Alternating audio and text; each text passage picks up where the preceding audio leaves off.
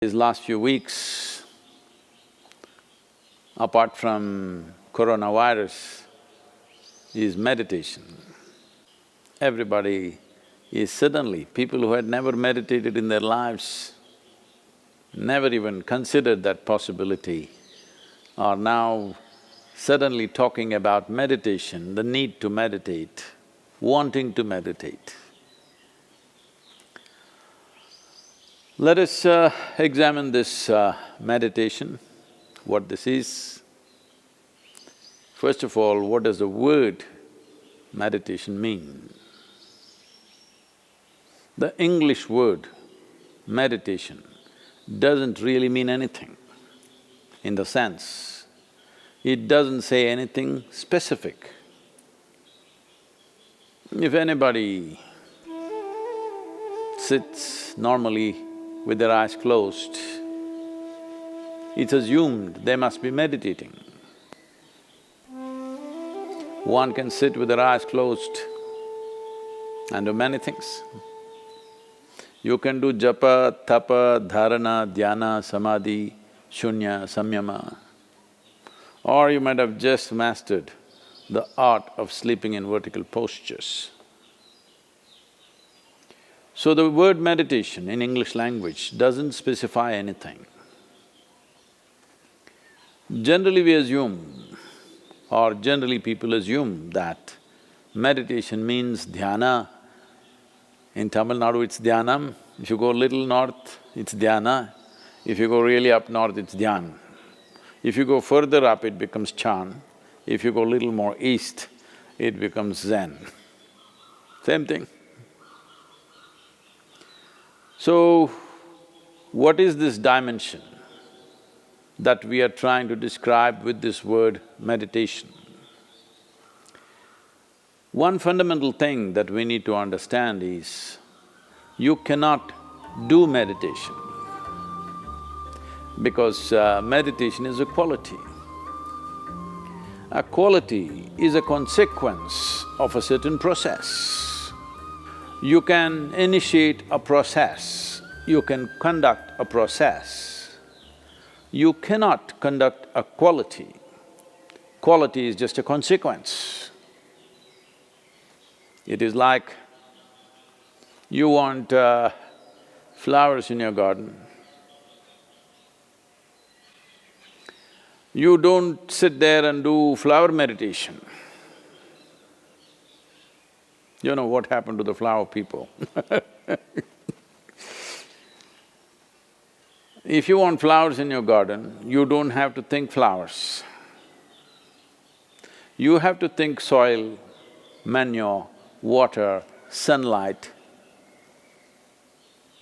If you conduct this process of these ingredients properly, flower and fruit is a consequence.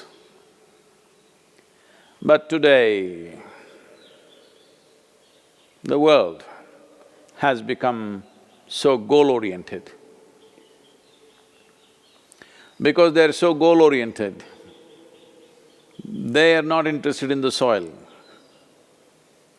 definitely not interested in the manure and all the other things, but they want flowers and fruit. If you want flowers without soil, manure, water and sunlight, well, you will have to settle for plastic flowers. Plastic flowers are very wonderful. Those who think of utility, it serves you in many different ways. It comes with a 5-year guarantee. Flowers are a nuisance. If you keep flowers in your house, you have to look at them at least 5 times in a day, what's happening, are they thriving well or not. But if you keep plastic flowers in your home, 5 years guaranteed. Unlike your life, if you're alive, there is so much to do. You even have to dodge the virus, invisible virus. But the dead only have to be preserved. So essentially, The dimension and the process that you're referring to as meditation is very life-oriented. When I say life-oriented, today largely you are material-oriented or at the most mind-oriented, maybe emotion-oriented or physical body, which is a material again. Largely life has become like this. People's idea of life is, if someone says, "my life," you're supposed to understand they're talking about their job. They're talking about the economic condition in the country or in the world, about their car, maybe about their dog, sometimes about their husbands or wives. It could be anything. But the only thing that's truly life is what is throbbing in this. This is life. The rest are arrangements that we have made, hoping that these arrangements will allow us to enhance our life. Whether it's education, career, relationships, marriage, children, wealth, whatever. All these things one is after only in the hope that it will enhance our life. As you know, most people, instead of enhancing their life, largely get entangled with these accessories. Accessories have become larger than the life process. Well, I think in a very cruel way. The virus is bringing focus on the life. You suddenly understand your expensive home has become a prison. Your expensive car is as good as junk because you can't drive it, at least for some time. And right now, the world is in a situation where we do not know how long will it take before you're back on the road and swing around a little bit in your automobile. You do not know. So now naturally a whole lot of people are asking all over the world, how to meditate, what should I do? As I said, you cannot meditate, but you can become meditative because it's a quality. If one cultivates their body, mind, emotion and energies to a certain level of maturity, you will be naturally meditative 24 hours of the day. Meditation is not an impairment that if you're meditative, you have to close your eyes and be limited to one place. Meditation is a phenomenal empowerment that you can do whatever is needed in the world, whatever, I mean that.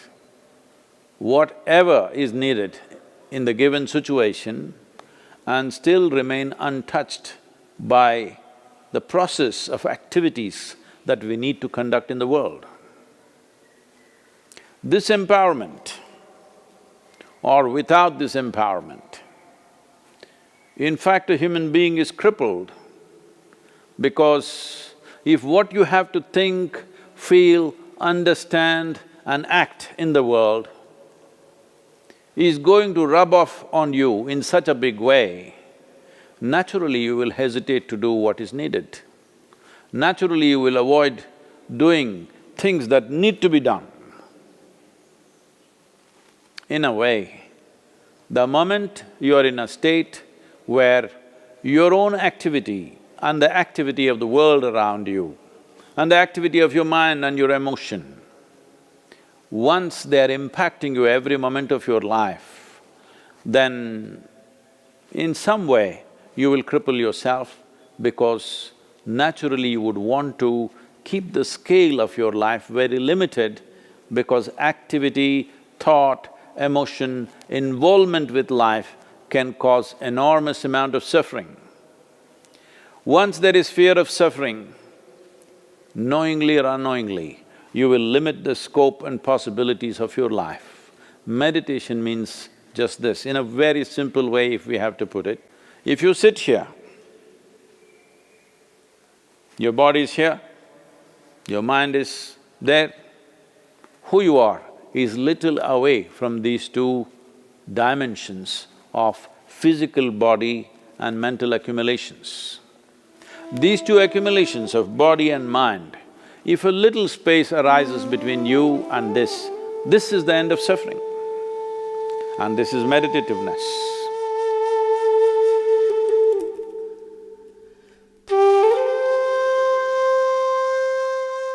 Chakra is an extremely simple process, but a powerful tool. These three ingredients, your breath, your thought and your awareness, in the right combination, if you use them, your ability to use the mind and the body is so greatly enhanced that you almost look superhuman for somebody else. But I'm telling you, this is human. This is not about being superhuman. This is about realizing being human is super.